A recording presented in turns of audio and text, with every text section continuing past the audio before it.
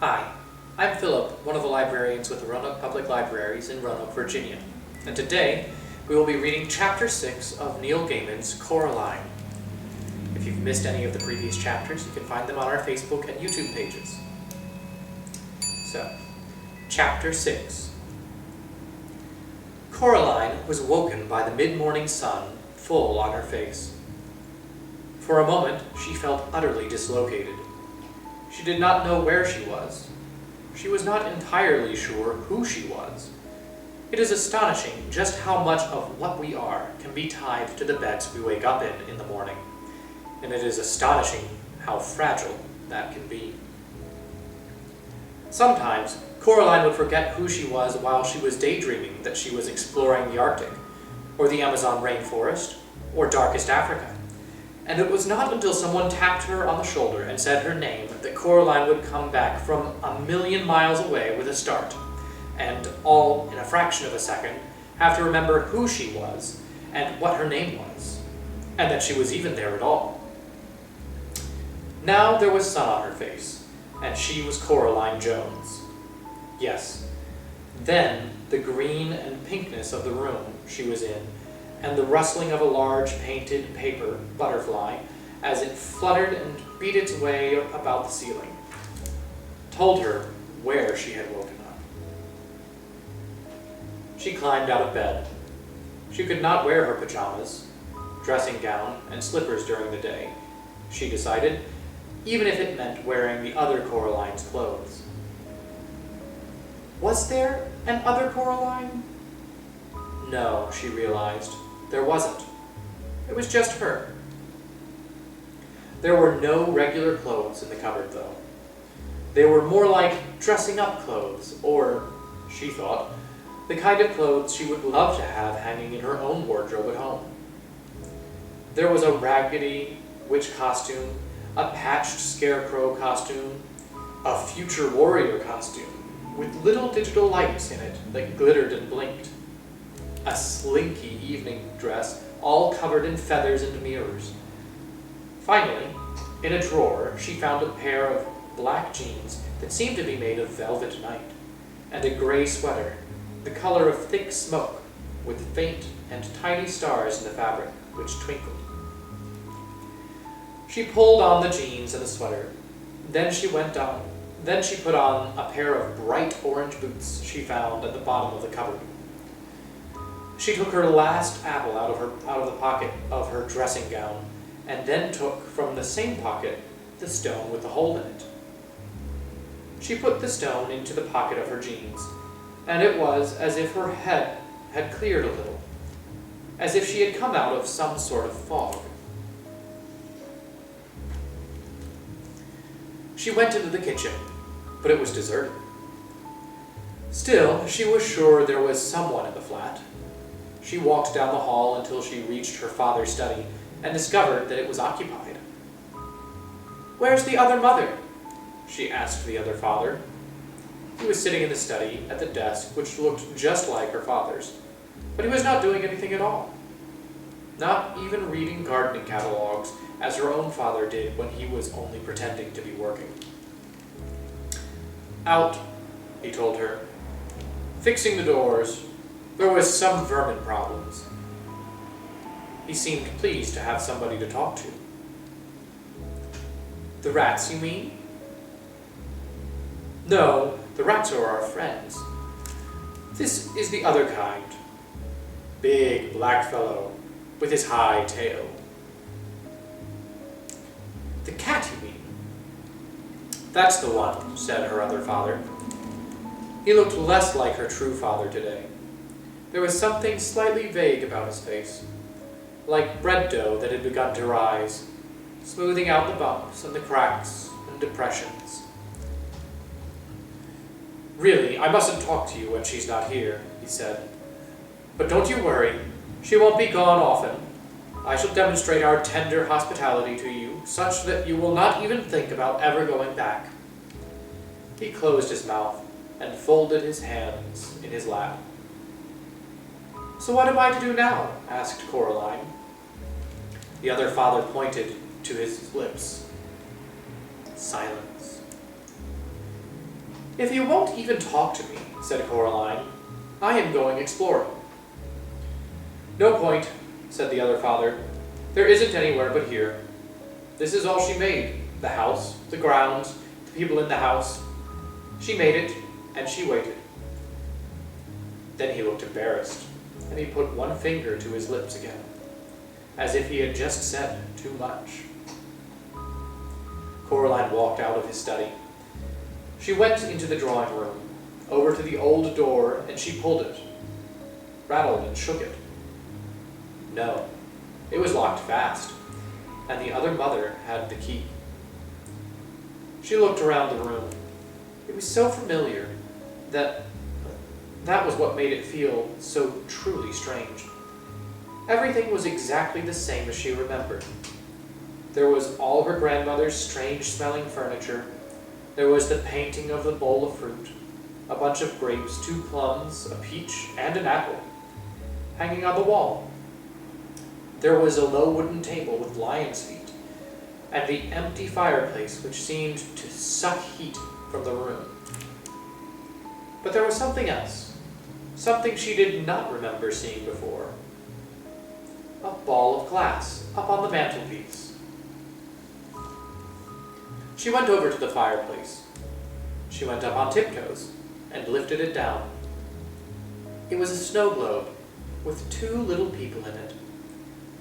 Coraline shook it and set the snow flying, white snow that glittered as it tumbled through the water. Then she put the snow globe back on the mantelpiece and carried on looking for her true parents and for a way out. She went out of the flat, past the flashing lights door, behind which the other Mrs. Spink and Forcible performed their show forever, and she set off into the woods. Where Coraline came from, once you were through the patch of trees, you saw nothing but meadow and the old tennis court. In this place, the woods went on farther, and the trees becoming cruder and less tree-like the farther you went. Pretty soon, they seemed very approximate, like the idea of trees. A grayish-brown trunk below a greenish splodge of something that might have been leaves above. Coraline wondered if the other mother wasn't interested in trees, or if she hadn't bothered with this bit properly because nobody was expected to come out this far. She kept walking. And then the mist began. It was not damp, like a normal fog or mist. It was not cold, and it was not warm. It felt to Coraline like she was walking into nothing. "I'm an explorer," thought Coraline to herself, "and I need all the ways out of here I can get, so I shall keep walking." The world she was walking through was a pale nothingness, like a blank sheet of paper or an enormous empty white room. It had no temperature, no smell, no texture, and no taste. It certainly isn't mist, thought Coraline, although she did not know what it was. For a moment, she wondered if she might not have gone blind. But no, she could see herself, plain as day. But there was no ground beneath her feet, just a misty, milky whiteness. "And what do you think you're doing?" said a shape to one side of her. It took a few moments for her eyes to focus on it properly. She thought it might be some kind of lion at first, some distance away from her. And then she thought it might be a mouse, close beside her. And then she knew what it was. "I'm exploring," Coraline told the cat. Its fur stood straight out from its body, and its eyes were wide, while its tail was down and between its legs. It did not look like a happy cat. "Bad place," said the cat, "if you want to call it a place, which I don't. What are you doing here?" "I'm exploring." "Nothing to find here," said the cat. "This is just the outside. The part of the place she hasn't bothered to create. She? The one who says she's your other mother, said the cat. What is she? Asked Coraline. The cat did not answer, just padded through the pale mist beside Coraline. A shape began to appear in front of them, something high and towering and dark. You were wrong, she told the cat. There is something there. And then it took shape in the mist, a dark house which loomed at them out of the formless whiteness. But that's, said Coraline. The house you just left, agreed the cat. Precisely. Maybe I just got turned around in the mist, said Coraline. The cat curled the high tip of its tail into a question mark and tipped its head to one side.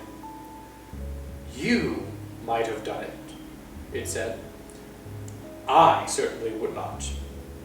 Wrong indeed. But how can you walk away from something and still come back to it? Easy, said the cat. Think of somebody walking around the world. You start out walking away from something and end up coming back to it. Small world, said Coraline. It's big enough for her, said the cat. Spiders' webs only have to be large enough to catch flies. Coraline shivered. He said that she's fixing all the gates and the doors, she told the cat, to keep you out. She might try, said the cat, unimpressed. Oh yes, she may try. They were standing under a clump of trees now beside the house. These trees looked much more likely. There are ways in and outs of places like this that even she doesn't know about.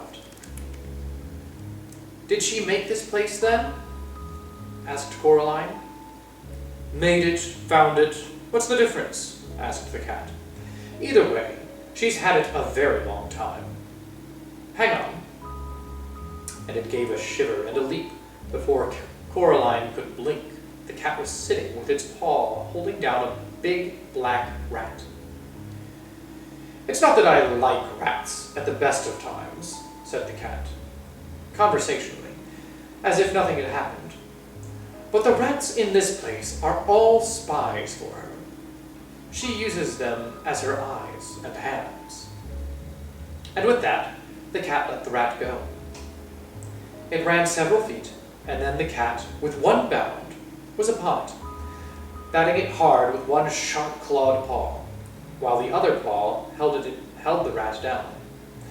I love this bit, said the cat happily. Want to see me do that again? No, said Coraline. Why do you do it? You're torturing it.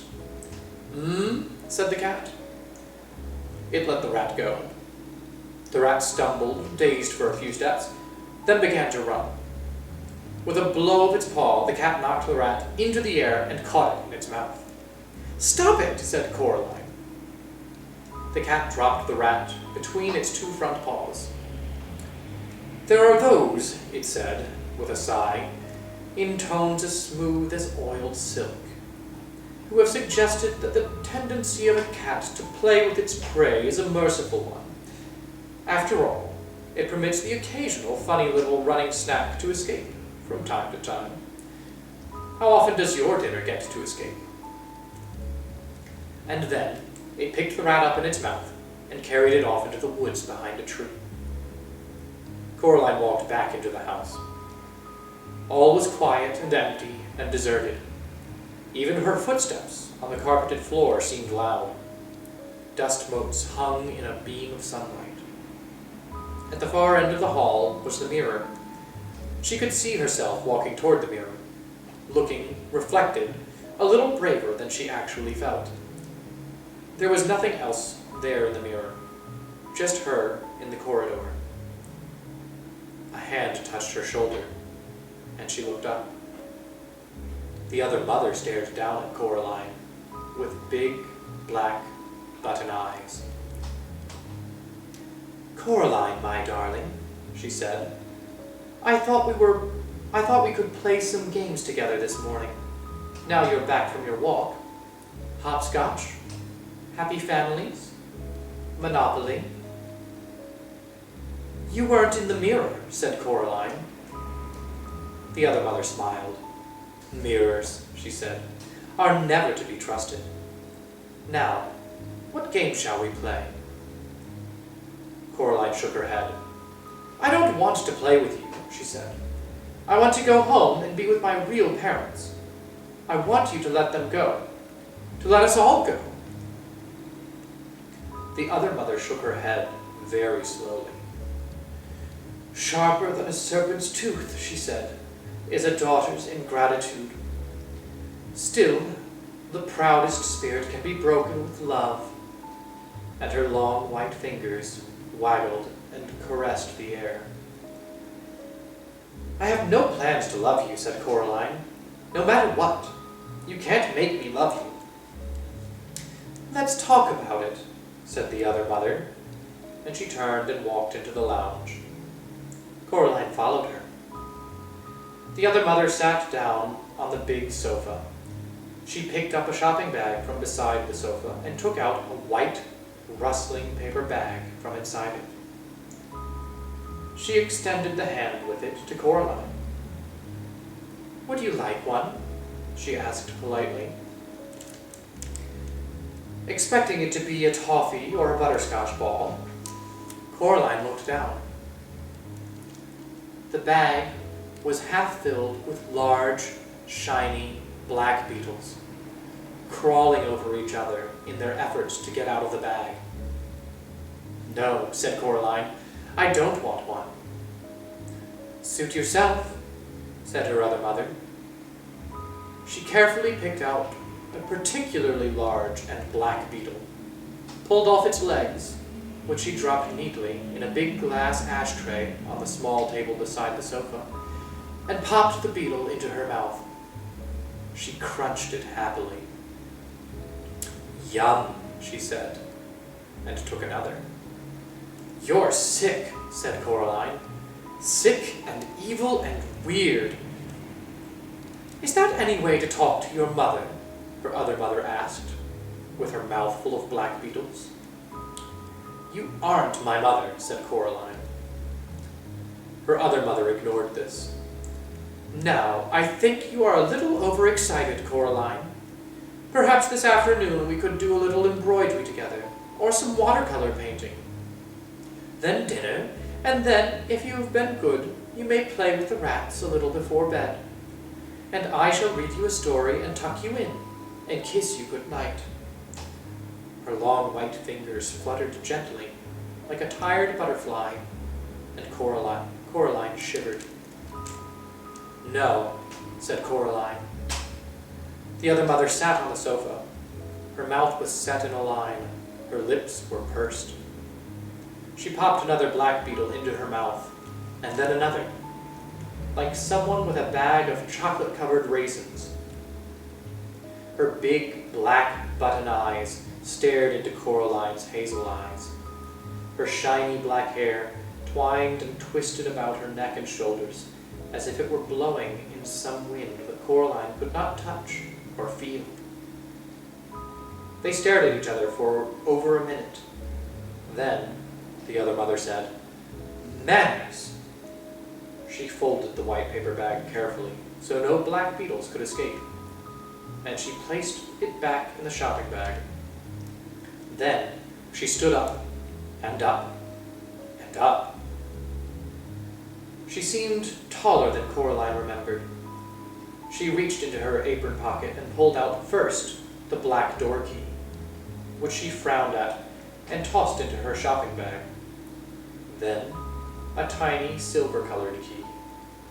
She held it up triumphantly. There we are, she said. This is for you, Coraline. For your own good. Because I love you. To teach you manners. Manners maketh man, after all. She pulled Coraline back into the hallway and advanced upon the mirror at the end of the hall. Then she pushed the tiny key into the fabric of the mirror, and she twisted it. It opened like a door, revealing a dark space behind it. "You may come out when you've learned some manners," said the other mother, "and when you're ready to be a loving daughter." She picked Coraline up and pushed her into the dim space behind the mirror. A fragment of beetle was sticking to her lower lip, and there was no expression at all in her black button eyes. Then she swung the mirror door closed and left Coraline in the darkness.